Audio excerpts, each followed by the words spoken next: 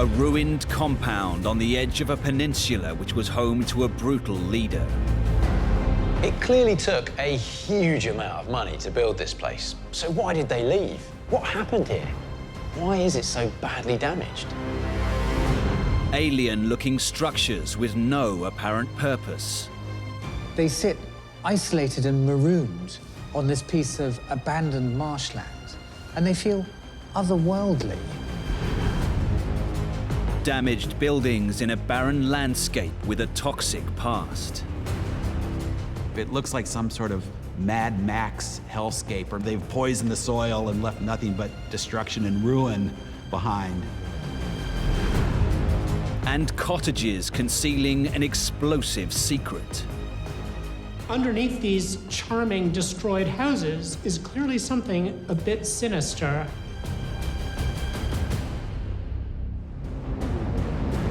Some are engineering marvels now abandoned. Others are ruins shrouded in mystery. But within each of these decaying structures are the echoes of history. While some are associated with dark times, they are all reminders of human ingenuity and endeavor. Each haunting shell is now ready to be unmasked to tell its own unique story.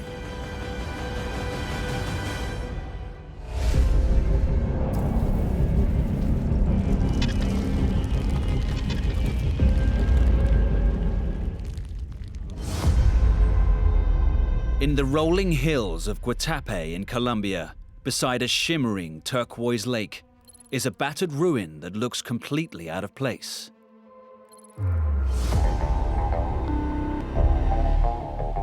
On the shores of this enormous lake stands the ruins of something. It's not really clear what. It looks forgotten, and in places it's badly damaged, yet it clearly bears the hallmarks of a luxury resort. Many people who come and visit this mansion feel all sorts of strange things.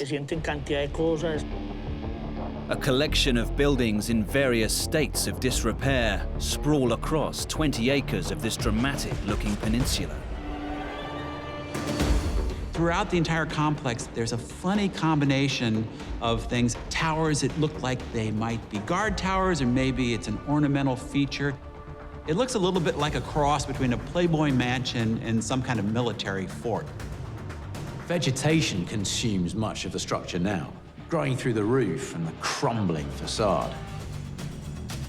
As you get closer, you can see some odd details. The walls are very thick or hollow in some places. There's signs of some kind of enormous explosion. So this place clearly has a story to tell. Who lived here? What caused this destruction? And why did this become one of the most dangerous places on Earth? In 1983, hundreds of laborers, each with a very specific job, started work on this extraordinary complex. No expense was spared. It had a swimming pool, tennis courts, a football pitch, none of which sound out of the ordinary. But that football pitch doubled up as a helipad. And it also had its own private seaplane dock. This place was anything but ordinary. William Jimenez is a local resident and was employed here as a security guard. It took almost 7 years to build the structures that you can see here today. Throughout the long years of its construction, the surrounding area also went through a period of remarkable transformation. But it was not change for the better. Just 25 miles away is the town of Medellin. By the mid-1980s, it was being referred to as the murder capital of the world. It was home to the infamous Medellin drug cartel, which at its height was raking in up to $60 million a day in drug profits. Its founding father was the notorious Pablo Escobar. Born in Rio Negro, Colombia in 1949, Escobar is believed to have been the wealthiest criminal in history. By the early 1990s, he had amassed a fortune estimated at $30 billion US, making him one of the richest men in the world at the time. A career that began by selling contraband cigarettes and fake lottery tickets eventually saw him running a full-blown crime empire involving kidnap, smuggling, and murder. When you're Pablo Escobar, you can never really relax. He was always surrounded by security. He had armed guards, he had walls that were built like the walls of a fortress. Escobar wanted to be ready for anything. Needing a safe retreat for his family, Escobar built this, Hacienda La Manuela. It was named after his own daughter, and it was built purely for the enjoyment of his family. His family used to stay here occasionally. His mother, his wife, and his children. It was an ordinary thing. It was not a hiding place. This was one of a string of palatial properties enjoyed by Escobar's family. One located nearby included a bullfighting arena and a zoo. Hacienda La Manuela, though less extravagant, had secret compartments, hiding places, and a maze of corridors. Not to mention helicopters and speedboats ready to provide a rapid getaway across the surrounding waters. For all its luxury, security was the first priority. Pablo Escobar had this family retreat protected by a 120-strong security staff. It was basically a small army. Imagine the paradox of this place. Escobar wants it to be a lovely family retreat, swimming pool for the kids. Meanwhile, he's got shipments of drugs and cash moving through. He's got the place surrounded by armed guards and seaplanes and speedboats coming in and out. It can't have been the most relaxing spot in the world. Escobar himself made only brief appearances here. Pablo was here 2 or 3 times maximum, but he used to spend only a few hours here and leave. He wouldn't even stay overnight. When you're the 7th richest man in the world, you gotta watch your back at all times. By the early 1990s, Escobar was embroiled in all-out war with the Colombian government. After a brief stint in prison, he escaped in 1992 and was to spend the rest of his life on the run. With at least 80% of the US cocaine market supplied by his Medellin cartel, Escobar was now a target not only for the Colombian authorities and the US government, but also for rival drug cartels. The staff at this mansion, including security guard William Jimenez, was soon being drawn into the turf war. In 1993, some of Escobar's rivals managed to infiltrate the compound. What happened was that 6 small pickups and 1 van came, full of people. It was around midnight. They placed 2 bombs, one on that side and one on this side. They stashed this huge quantity of explosives in a bathroom and blew it up. This was where they placed the biggest bomb. There was a huge explosion. Everything you can imagine was shaking. In this area, there was a bathroom, and that is where the bomb exploded upwards and destroyed the walls around it. It was such a powerful explosion. The organization thought to be responsible was Los Pepes, which stood for Persecuted by Pablo Escobar. It was a vigilante group formed by victims of Escobar's drug war. CIA documents released in 2008 suggest Colombian intelligence officers were in contact with Los Pepes. In fact, it was probably funded by his rivals in the Cali cartel. We'll never really know for sure, but this bombing was kind of the beginning of the end for Escobar. Medellin became a battleground in Escobar's war for supremacy over rival cartels and the Colombian and American governments. Escobar was even offering reward money to anyone who killed a Colombian police officer. So the bombing of the mansion was too good an opportunity for the police to miss. Police forces quickly swooped in and seized all the drugs and money now exposed by the damage from the explosion. Though no one had been killed, for William and many others who worked here at Escobar's mansion, the impact was devastating. After the attack, things were really hard, not because of the mansion itself, but because a lot of people, I'm talking 200, 300 people from this area, lost their jobs. That was the hardest part to me.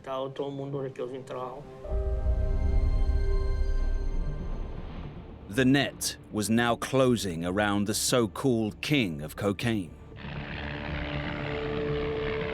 He corrupted the Colombian government and law enforcement to a large degree. Nonetheless, they still came after him, and the end wasn't too far away for him. Leading the manhunt was Colonel Hugo Martinez of Colombia's National Police. He had hunted Escobar for years, had turned down countless bribes, and his life had been under constant threat. Martinez eventually managed to pinpoint Escobar's location using radio triangulation technology. There was a fierce gunfight, which saw Escobar and his bodyguard shot down as they fled across the rooftops.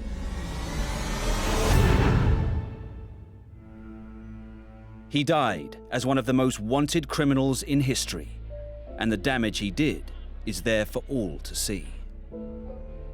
As it happens, in most wars, many innocent people die. People who have nothing to do with it. And this has happened in Medellin, in Bogota, and in many other places in Colombia.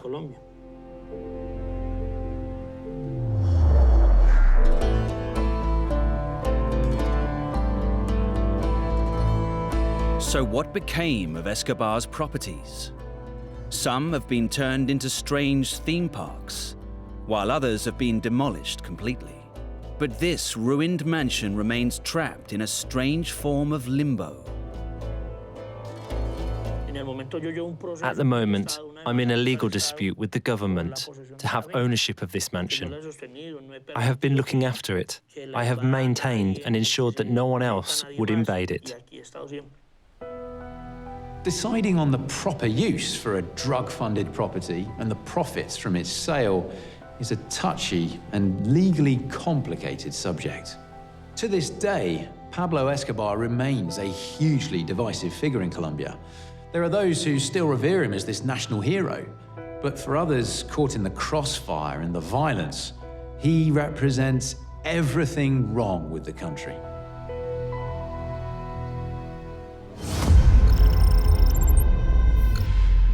In the thick forests of Wunsdorf on the outskirts of Berlin are what appear to be buildings typical of this region. What looks like pretty holiday cottages that people ought to be vacationing in have clearly been smashed to pieces. The closer you look, you can't help but wonder if these are just residential houses.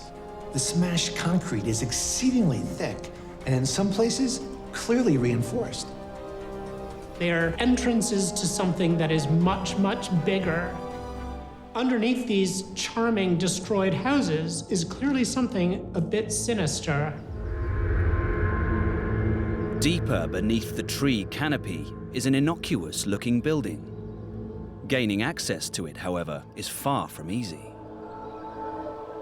There's almost a feeling here of entering into a secret vault. Whatever they were doing, they were clearly trying to disguise and conceal this from the world. This place has been home to some of the world's most powerful armies, as site director Werner Borchert reveals. I think this location is really fascinating because there is no other place where the German Kaiser, later Hitler, and then the Russians have left their military marks. In September 1939, it was occupied by the Nazis. The date has special significance. This was one of the most important communication centers for the German army during World War II. And guess what? It was finished just in time for Hitler's Poland campaign. This is Maybach 1, the headquarters for the High Command of the German Armed Forces. And at its heart is the Zeppelin bunker. The communication facilities and the command and control facilities in these bunkers are absolutely the beating heart at the center of the Nazi war effort. It's essentially very close to what the Pentagon is in Washington. In the English-speaking world, we are really fascinated with the way that the Enigma code was broken. In the Zeppelin bunker underneath Germany, this is where all the messages came from that we were listening to and breaking at Bletchley Park. For obvious reasons, the site needed to be heavily disguised. Made to look like civilian houses, they were given shingled roofs and plastered walls. They had fake windows, and the steel armored doors were covered with wood, so they looked like just ordinary household doors. The buildings were also low to the ground and scattered across a large area in thick pine forest. They are not laid out as you would expect. This, from the air, does not look anything like a military installation. At the midpoint of World War II, the Allies were facing the very real prospect of defeat. The bunkers became a high-priority bombing target. If you're going to try to bomb this complex, it actually requires a little more difficult navigation than it does on a city, where you'd have a very clear radar return, you would have landmarks such as major rivers that you can use as a reference point for targeting. But you have something on the outskirts, it's harder to find those reference points. With so few visual reference points, finding the target presented Allied bombers with a serious challenge. The task was made harder because, from the air, the complex looked like the homes of innocent civilians, and much of it was buried beneath ground. A ring of subterranean tunnels connected all 12 house bunkers. These, in turn, were linked to the Zeppelin bunker, which covered an area of 50,000 square feet, spread across 2 levels. It had walls more than 10 feet thick, which were encased in an overall protective concrete shell. Construction workers were supposedly only allowed to work on site in short stints to prevent them gaining too much knowledge of its interior. It was a stroke of pure luck that finally came to help the Allies. We have records in the US National Archives of interrogations in February of 1944 where communications people who've been captured are talking about this bunker in the countryside near Berlin.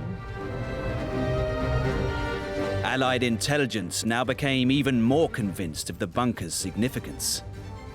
But finding and destroying it was quite another matter. It took the US Army Air Force the better part of a year to pinpoint the location of the German Army command bunkers. And they put in a serious raid on it, a big raid. On March the 15th, 1945, no fewer than 675 US aircraft came swooping in as part of a major effort to destroy the bunkers. 120 people who died here, all civil population. Because the civil population was not protected by bunker facilities. Despite the civilian casualties, the facility was left with barely a scratch. Communications were disrupted for only a few hours. But in April 1945, it was the Soviet army on the ground that was closing in on the bunker. The Red Army tanks advance so rapidly that the Germans have no time to put together a plan. Adolf Hitler was shocked to be told that Soviet tanks were less than an hour from Maybach 1. The German army's High Command HQ was about to be crushed. It turned out that the Soviets had to pause to refuel with more diesel. So the whole headquarters bugs out while the Soviets are refueling their tanks. Chief of the Army Staff, General Hans Krebs, asked Hitler for permission to abandon Maybach 1 and to destroy all vital machinery and documents. Hitler reluctantly agreed, but the order came too late. There was no time to destroy anything. Everything had to be left. As panicking staff fled, they were mistakenly attacked by their own planes. In the afternoon of April 20th, 1945, the tanks of the Soviet 3rd Armored Guard moved into the compound completely unopposed. They must have been very surprised at what they found. And what did they find? Allegedly, 4 men, only 4, 3 of which surrendered immediately. The 4th was too drunk to know what was going on.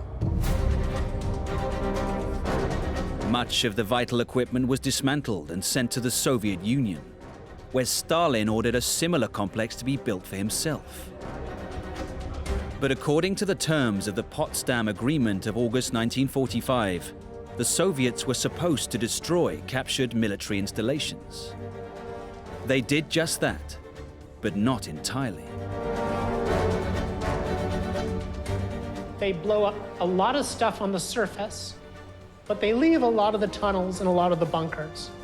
As soon as you go downstairs, you see that the Soviets were clever enough to leave the guts of this installation intact.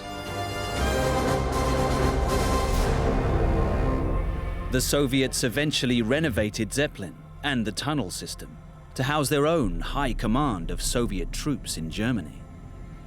They even upgraded the bunker to be nuclear bomb-proof. This bunker was going to be the command post for the Soviet destruction of NATO. This command post was going to be the place where the commanders who destroyed Europe in World War III would sit in order to do it. Thankfully, it was never needed. But the last Russian soldier only left as recently as 1994. After decades of fear and uncertainty during the Cold War years, when World War III seemed like a very real possibility.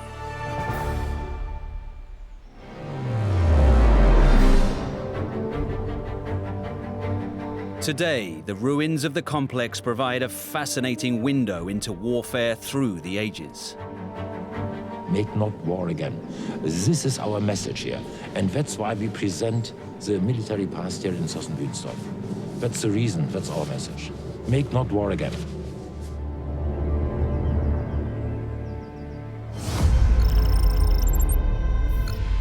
In the south of Portugal, just a few miles from the border with Spain, is a place with an otherworldly appearance.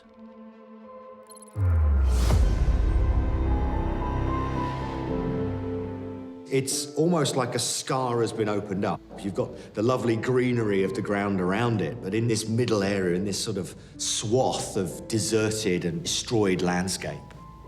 You've got all these interesting colors. You've got these black heaps. You've got yellow bands. You've got this reddish water. And it's quite beautiful in a way, but also kind of sinister because these colors, they're not supposed to be here on the surface of the earth. Spread across this barren landscape are gutted buildings, forgotten scraps of old rail tracks, and strange towers about to disintegrate completely. But the decaying structures themselves are far from the most alarming sight. The water itself is dark and eerie with this kind of red rim around it. It's all very, very stark and a little bit crazy. The whole area, the buildings, their damage, their degradation, there's the sense that something poisoned them, and it poisoned the land too. So what created this hellish landscape? And why does it remain this way to this very day?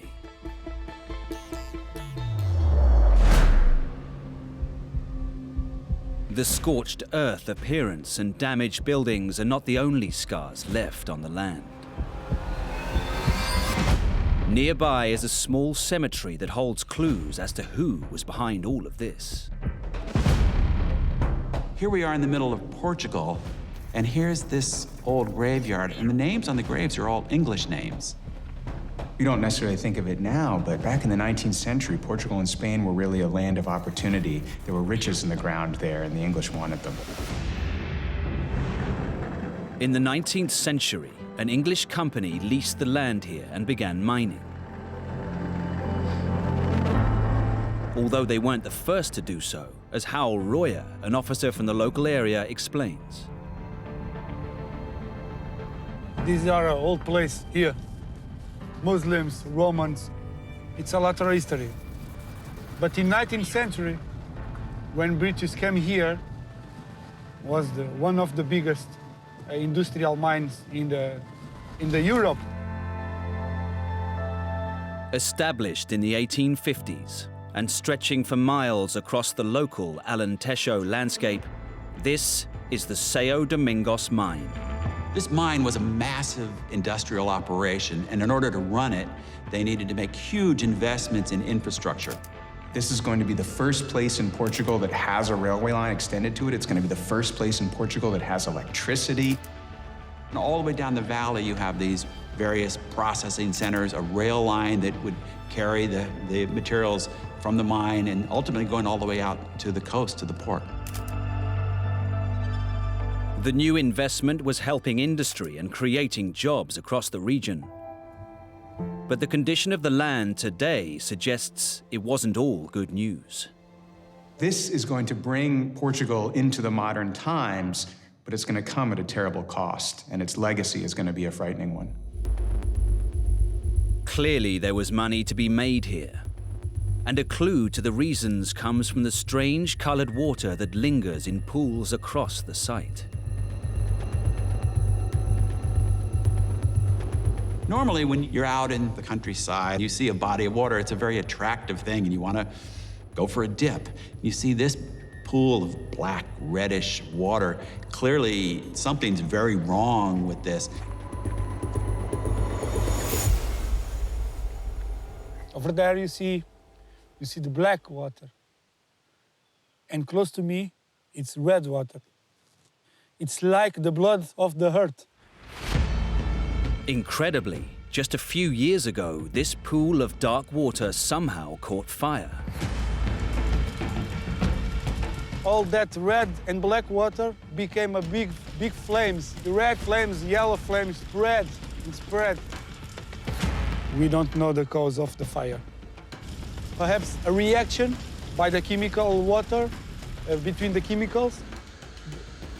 We don't know. We don't know.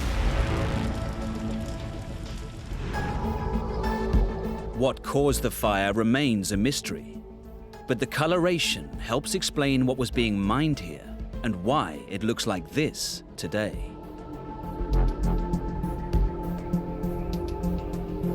When I see red coloration like this, I immediately think of iron. The water's highly contaminated with a lot of iron oxide in it. But I know that it wasn't iron that they were after in this particular area. When the British came in, they were looking for a variety of valuable things: gold, silver, copper. These things often tend to travel together in geology. Ultimately, they focused on the copper. The 19th century was a time of huge change across Europe, and Portugal was being left behind. The São Domingos mine was going to drag the country into the modern age to join the Industrial Revolution. Copper is a very desirable metal. It has lots of good properties, it's highly conductive, and it's got thermal properties. And in the late 1800s, it was being used for wiring, the advent of electricity and so on. It was really quite a desirable metal. But to keep the money rolling in, the mine would have to constantly adapt. Later, They focused on the sulfur, which is really just a contaminant in the copper. But in the 20th century, they discovered that sulfuric acid was very valuable in all kinds of industrial processes, like making fertilizer. So they started mining this just for the sulfur. The crumbling towers and ruins, and what's left of the infrastructure, tell their own story. But it was the extraction and separation of the metals and chemicals that had such terrible effects deep in the earth below. You have to process the rocks, so they needed a lot of water. They needed to heat and smelt these particular minerals to essentially remove the copper from the compounds that they're associated in. The contaminated water from the processing had to go somewhere. And that somewhere was the surrounding land, which became soaked. While they were pumping out the water, they were also pumping out all kinds of toxins, and Lord only knows what happened to people who lived downstream. The poisoned water was leaving a trail of destruction. Dark days lay ahead. This was filled of toxic water. And then, to stop the toxic water, they built one of these dams. See the difference of the landscape? Alentejo, typical landscape, with olives, with cork, and neither is like a surface of the moon. It's like Mars, see? When you mix sulfur with water, you get sulfuric acid, battery acid, incredibly dangerous, toxic stuff. And this landscape, you can see, is polluted with this from top to bottom. The colors, the rocks, there is no life here. It's pure land. It's a radioactive land. Not only was the ground being poisoned, toxic gases from the sulfur also filled the air and the lungs of the workers at the mine. Eventually, the workers are going to really start to feel the effects of that. The stuff being pulled out of the crown is going to burn their equipment, it's going to burn their clothes, it's even going to burn their skin. The health of the workers suffered through the years, but their welfare was hardly a priority for the mining company, as they found to their cost when the mine closed in 1966. They left devastation. People had no jobs. It's become a crisis because people don't have work to do in the region. Both the mine and the people of the area had simply been abandoned. Today, there is hope that through an extensive cleanup operation, the land can be rescued and reclaimed. But it's a daunting task. You know, you've heard the term fire and brimstone to describe hell. Well, brimstone is the old-fashioned name for sulfur. So when you see a place like this polluted with sulfur, it really is literally a hellish environment.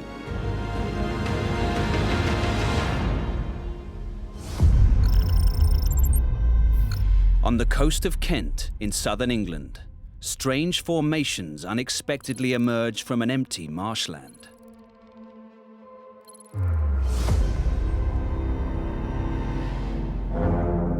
You come across these giant concrete structures looming up out of the ground, like some kind of a concrete satellite dish.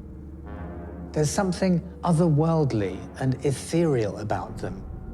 They're eerie, as if they come from another age.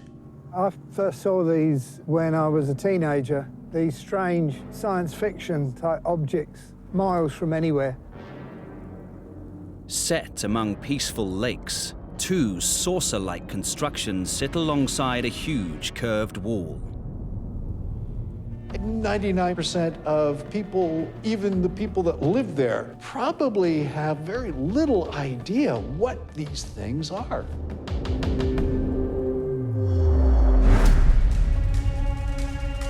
But the simple appearance belies their importance. These are concrete structures, but they are very sophisticated early 20th century technology. And it was all driven by World War I. Long-distance artillery fire was a key weapon during World War I. Microphones were used to try and get a fix on the location of enemy artillery guns. Known as gun ranging, similar technology is used today by US police to triangulate incidents involving gunfire in major cities. As the Great War progressed, new innovative sound detection devices were developed to meet the challenge created by new warfare technology. But the position of these structures, pointing out to sea, clearly show that artillery fire was not the primary concern. The location of these structures, right on the coast, overlooking the channel, gives you a clue as to their purpose. They were built to pick up the sounds of approaching enemy aircraft. Even a few minutes of extra warning before those planes become visible in the sky could make a massive difference on the ability to get your planes in the air, to defend the country, and to get your civilians into shelters. These are the Denge sound mirrors. Situated near the tip of a headland at Dungeness, they lie just 25 miles from the French coast and continental Europe. There is no other major source of sound or distraction nearby. You can focus out at sea on sound. The simplest way to understand how the mirrors work is what you do yourself. If you want to hear something, you do that. And that's simply what the mirrors are. They're a much larger version of that. They concentrate sound, the sound collector, and amplify it. Designed by gifted physicist Percy Rothwell, the first giant mirror was constructed in 1928. Lessons were quickly learnt. A larger 30-foot mirror built alongside the first one was set at a different angle. This one is a great deal deeper. It is a true paraboloid, and the deeper you make the mirrors, the more they concentrate sound. This gave no advantage in terms of range, but it could track the trajectory of aircraft with far greater accuracy. Then, in late 1930, they went one step further. The star of the show was the long mirror. This was 200 foot long and 26 foot high, by far and away the largest structure of its kind ever created. It wasn't just a big wall of concrete that you stood in front of. It was actually a very sophisticated scientific device. The curved surfaces concentrate sound waves that bounce off the walls towards one fixed position, focusing the waves onto a microphone. The results were compared with those from other mirrors and used to calculate an aircraft's height, speed, and flight path. An operator stationed near the mirrors used a stethoscope to try and decipher the different noises. A trickier task than it sounds. While the sound mirrors look basic or even crude, actually operating them was an incredibly skilled job. The operator would have sat about here. He's got a wheel, so he can move the sound collector from side to side. He's out of the weather and away from any extraneous noise and can concentrate even better than standing out in the open. To distinguish between the sounds of different sorts of engines, some aircraft, some ship, and other noise was incredibly difficult work and required such focus and intensity that operators could only work in shifts of 40 minutes. One of the limitations of the acoustic technology was, of course, it collected and amplified all sound. If there were close-up bird noises, that would often be collected instead of the aircraft noise that they were searching for. To make the job even harder, aviation technology was developing at an extraordinary rate. The new and higher speeds of aircraft that you're getting by the late 1920s and early 1930s, and you're talking about new cowlings, less drag, powerful engines. So your speed is virtually doubled. The Zeppelins travelled at about 60 miles an hour and made a hell of a lot of noise, so they were very easy to track. But once you got on further than early 1930s, you've got aircraft travelling at around 200 miles an hour, you've got fighters travelling at over 300 miles an hour, and so even if you can get 12, 14, 15 miles warning, you're only talking about a couple of minutes. With the rise of fascism across Europe during the 1930s, the threat of another world war was becoming very real. In Nazi Germany, Hitler was investing heavily in his new air force. The other difficulty was the immense advances in aeronautical technology under the Nazis. The speed of aircraft increased very rapidly, which meant that the job of detecting in time was increasingly difficult. So you have relatively little warning time with a sound system. But the development of radar has been coming apace, and it is ready to take over just at the time that aircraft are becoming too fast. This new technology has been developed to the point that you can emplace it along the British coast and take over from the sound detection. Very soon after the development and installation of the acoustic mirrors, radar was invented in 1935, and that was such a futuristic technology that it made the sound mirrors instantly obsolete. They look almost like some kind of ancient monument, and in a way they aren't monuments, they're monuments to a defunct technology. While the sound mirrors were quickly rendered obsolete by radar, they still had a role to play, and they would prove pivotal during the Battle of Britain.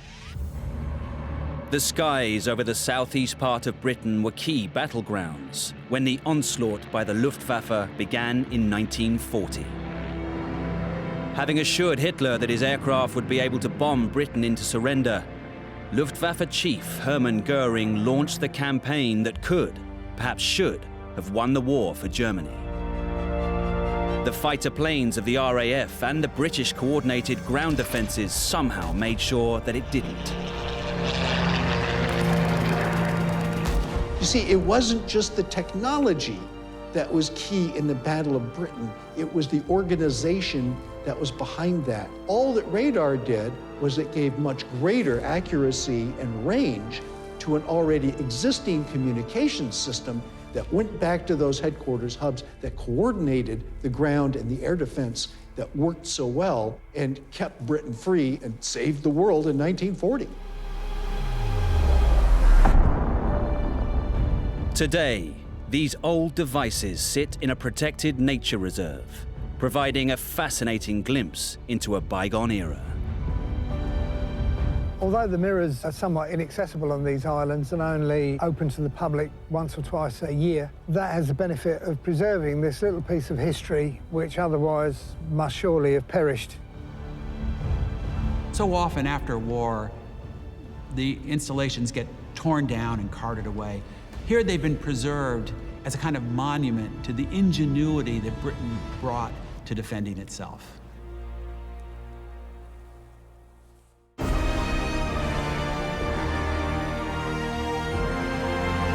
Now they lie abandoned, but once they were the cutting edge of engineering. There are echoes of history within these decaying structures. They remind us of terror and war, but also of great innovation and human endeavor.